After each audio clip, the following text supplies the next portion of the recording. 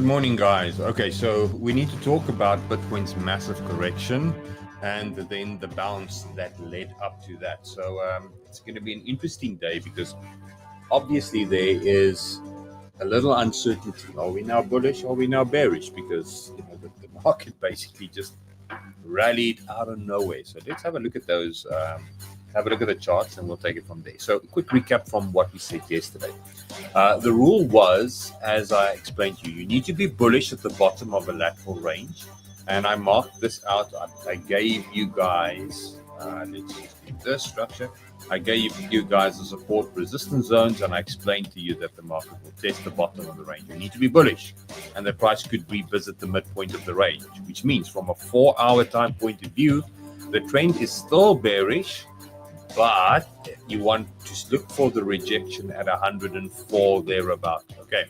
And that's because the daily trend, as we remember the daily chart, is still, if we just open the daily trend for you, is still range bound, hence the fact that price will be choppy.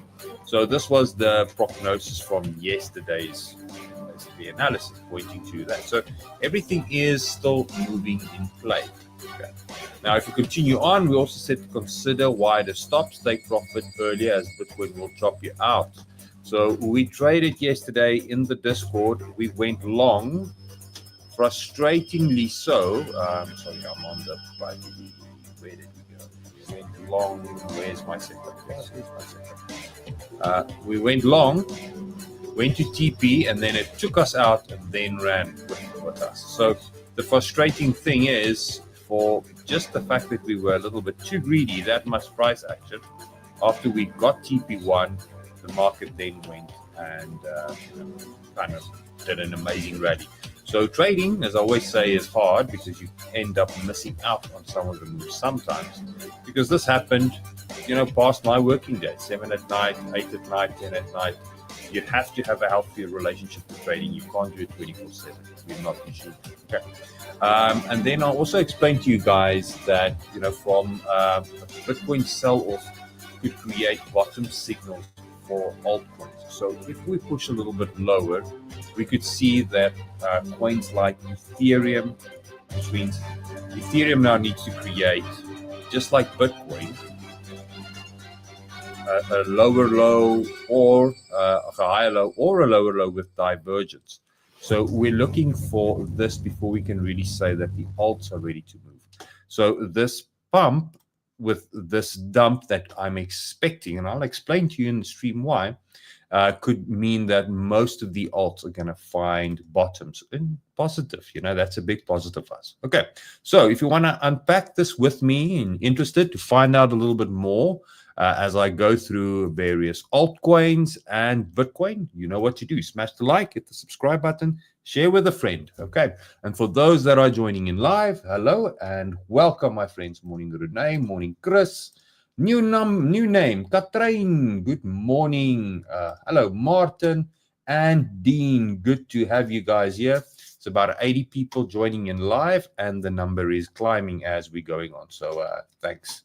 Rough night for Lami. I'm sorry, my friend.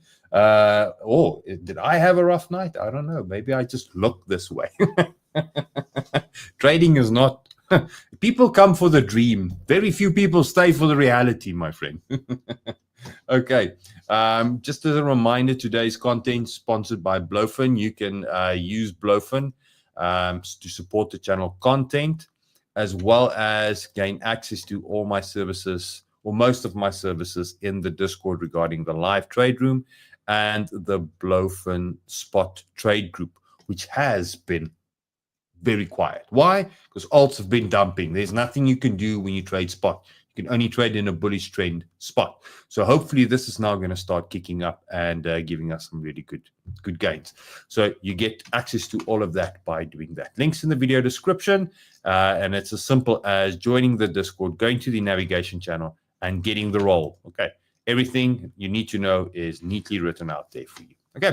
Right. Now let's get into today. What the hell are we going to do? So the first thing that I want to try and show you guys is the limitations of technical analysis, because the honest answer sometimes is 50-50, which makes it very hard. So technical analysis in its essence is just applying fractals.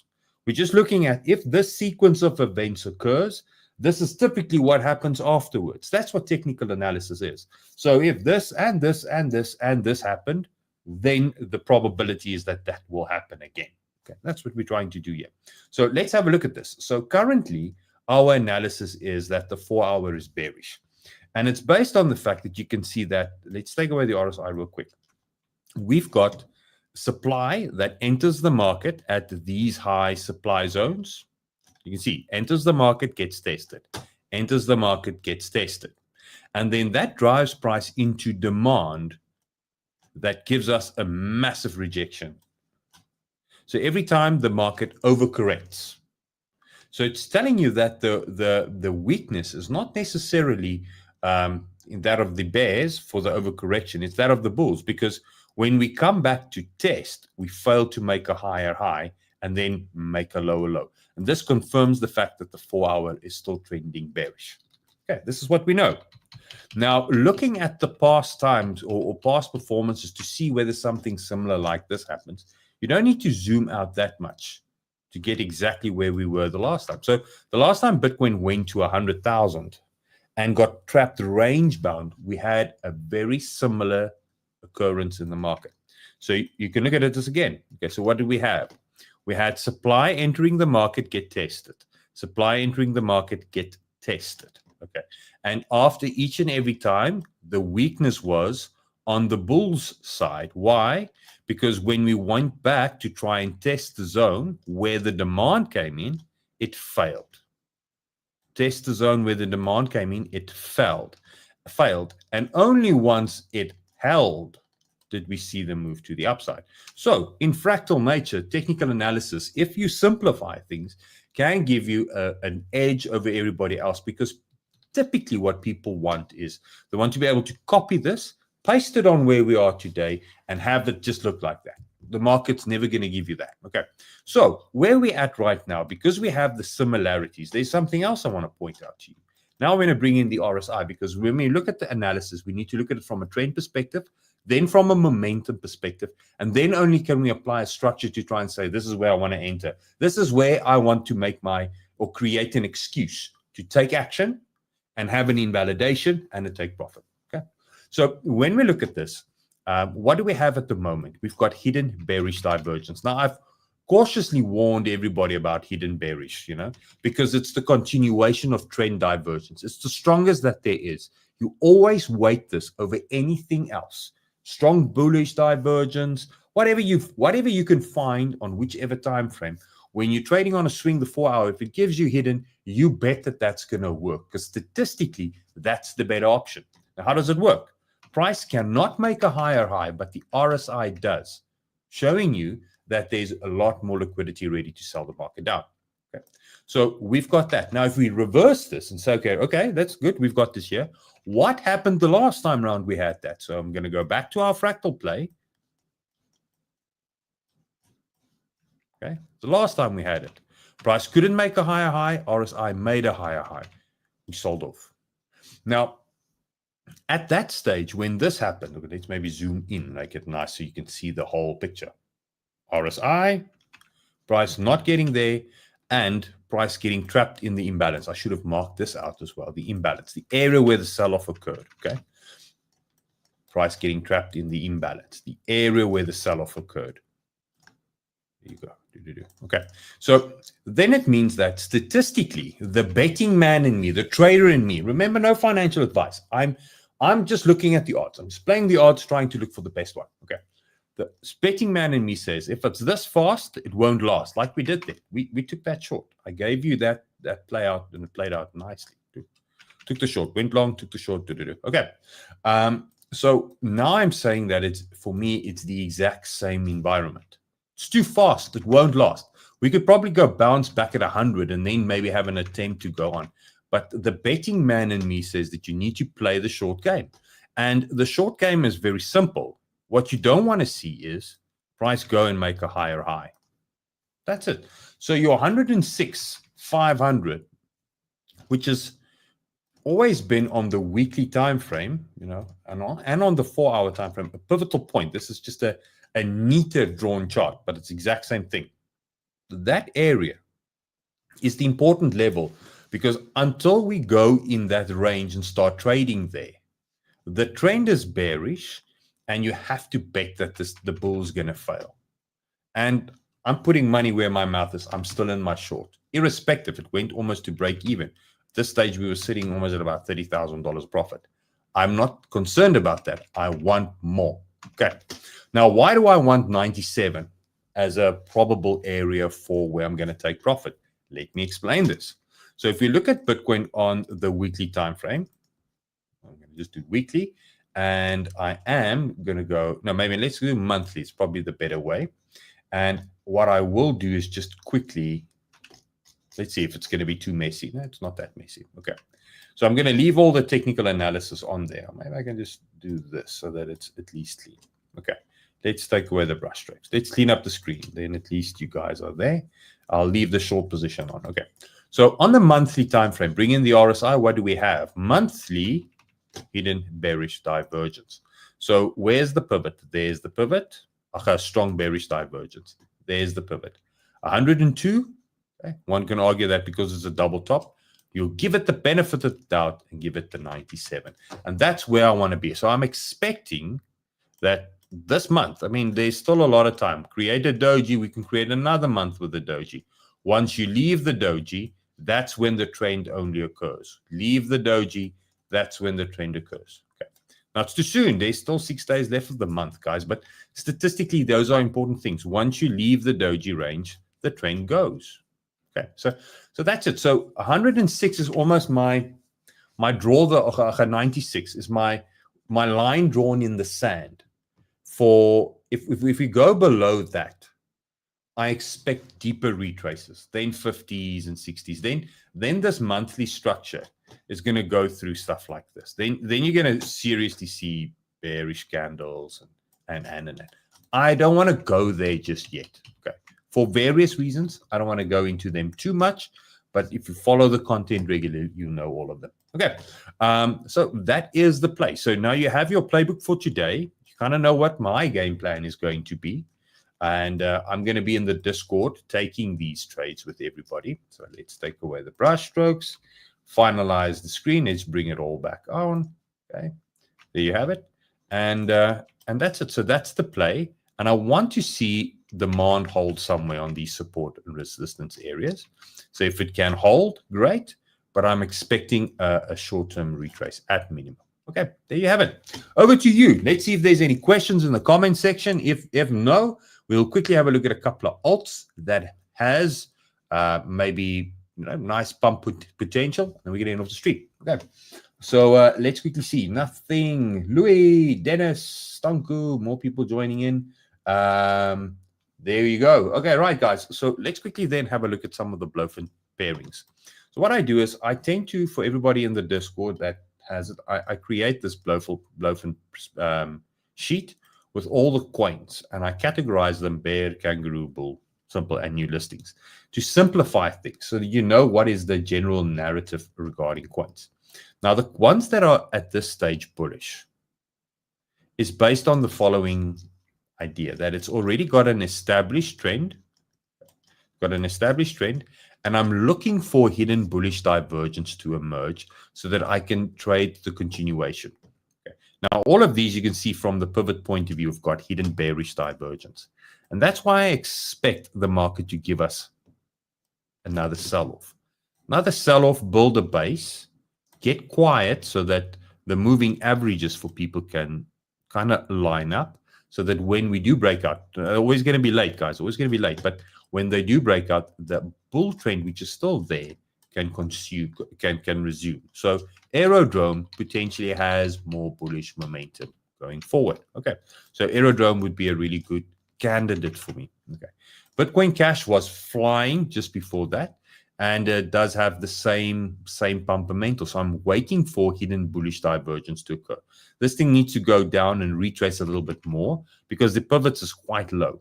So for now, it's a really good coin, but technical analysis wise, I don't really see anything other than to try and say that short the thing, and expect a lower low from 440, and we'll pick it up from there. Coins that I really do like, that had really good moves, coins like Duck, but be careful, guys, that these are low liquidity coins. So those are typically the coins that get shilled and does the 1000x.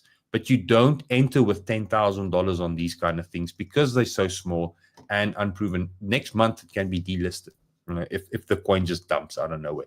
So do your own research. This is just educational purposes, okay? And another one that falls in that same category would probably be Jelly, my Jelly. You know, one of those. I never knew that I was going to do YouTube and talk about coins called the Duck and Jelly. You know, it just goes against everything in the basis of why I joined, trying to invest into new technologies. But in the end of the day, this is trying to make some money. So if Duck and Jelly can make me a quick buck, I'll probably play the game. You know, simple. Don't hate the player, hate the game. You know, in that kind of way. All right. So if you want more, you know where to go. Head over to the Discord, and all the formal setups also get shared there when I do take them. Coins that I think was bullish, that does still, maybe if they do get a retrace, could potentially be coins like KMNO Finance. Another favorite, VADER. Look at after the sell-off how much this thing has rallied. Hidden bearish divergence, so VADER could probably go test the 4 cent level and then continue on higher as well. So have a look at that. And if you want the trend scope indicator so that you can switch between short-term momentum, long-term momentum, trading range trading to kind of define where the trading ranges will live, and obviously use the scalper that I have built into this indicator. All you need to do is just load it. It's as simple as that. 3 flat bottom candles and the red above gold, then you're allowed to go long. So this is still a fake bull push. There's nothing there. So you want this 1, 2, 3, then you're allowed to go long. And it's as simple as that. Or alternatively, you can use the buddy indicator as well. This one needs to be updated. Let's just do this. Click on the little update buddy. There you go. It gives you the latest buddy indicator. Come on, update. There you go. And it tells you when we're going through distribution, accumulation. So everything is kind of range bound on the macro view. And it gives you the buy and sell setups.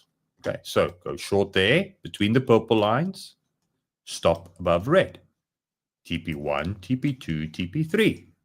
Go long between the purple lines, stop at red.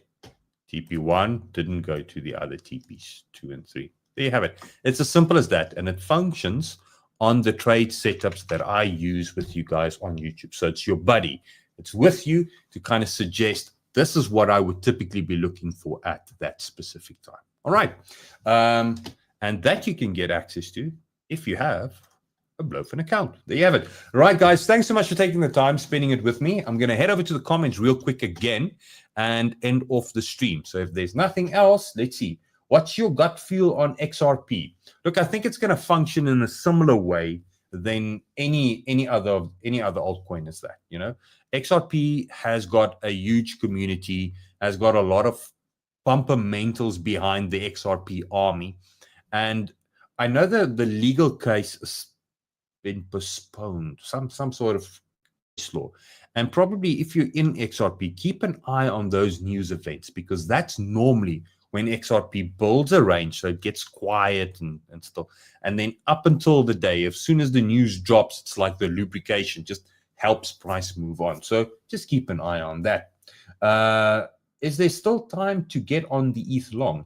Yes, Afi, there's a lot of time to get in on an ETH long, but wait for Ethereum to be bullish first. My biggest mistake that I made, and I made it publicly, everybody knows when I screw up, that's the hard point.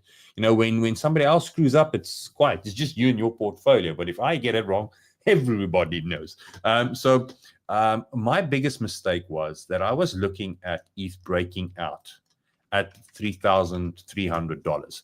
Bullish, Bitcoin was extremely bullish at that stage. ETH to the BTC pairing was getting ready to go. And the idea was that it was going to break out and fly. And then I had to ride this all the way down. Because remember, that's HODL bags, spot. I had to ride this all the way down and wait for the imbalance to get tested before I could get out. Converted everything back to my BTC, happy, and moved on. Lost a little bit, lost the war, lost the fight, but in the big picture, I'm still winning the war. Okay. And with Ethereum being where it's at, there's still a lot of imbalances sitting in this range. So think of it in the same way that there's a massive sell-off. Price will probably go and test and reject there at some stage. There was a massive sell-off. Price will reject there. The same will happen. There was a massive rally. Price will go and test and reject there. Okay. And that needs to get tested. So until we break, now let's do this and just clean up all the green on the screen. Okay. Until we break trend and actually create an environment where this is happening and this is happening, price getting above that. This is still bearish. Don't try and get in too soon, because the market trades against three kinds of people. The fearful ones, okay? So those act out of impulse. The greedy ones, those act after a move happened to try and get in on the last little bit of it. And then the smart ones, us, people that do understand technical analysis, understand the fractal nature, but because you know it, you're almost too quick to pull the trigger, and then it goes and takes you out, and then you see the market run. Okay, so be mindful of that. Right, let's see what else. Sonic is terrible, worth holding or jumping. Well, I think for you, you need to draw the line and decide where it is a sinking ship on your end. At the end of the day, we've seen this I've seen this in many bull markets where it almost looked like a coin dies and then it has a little bit of a dead cat bounce. I think the reality is that if you're underwater with something like Sonic, make peace with the fact that you're not going to walk out there with profit. Decide how much you're willing to kind of lose. And if all your funds are in there, figure out how much of that you can pull out right now so that you can look for rockets. There isn't any rockets realistically at the moment to move it to, but so that you can reduce the risk. Because when you make a decision based on fear that it's going to drop lower, because that's where you're at now. My portfolio is looking shit, I'm scared. Okay. As soon as you're in that environment, your decision is always going to be bad. Always. So if you can reduce some risk, it's going to open you back up to the rest of the market and all its possibilities. And immediately you're going to be in a better frame of mind. Don't sell necessarily everything. You can always go buy it back when it's trending again. Okay. So yeah, can't give you financial advice by saying, yes, no, this is what happened, because we don't. We take things level by level. But realistically, that is the kind of mindset you need to apply to something like this. I look at coins that I've been saying, I won't sell this. And then I look at it and like, oh, look at the amount of profit I could have had. But coulda, woulda, shoulda doesn't really work in this space. Have a plan, stick to the plan, and just be fine with that. My plan is I'm shorting to protect in case the market wants to drop lower, not to make money on this just yet. Okay, I'm shorting just to protect my bag. That's all. Stick to your plan. That's the hardest part. Okay. PEPE. Let's end off the stream with thoughts on PEPE. Look, meme coins, I think, could potentially be overspent. The meme is like the degen section in the market. And what the alts like to do is they like to run in narratives. So when I went through all the coins and trying to figure out where the market might move next, the meme sector didn't really, now I'm pressing all the wrong buttons. Sorry, guys. The meme sector didn't really do it for me. Okay. I don't want to use the crypto screener. What's wrong with you, TradingView? Okay.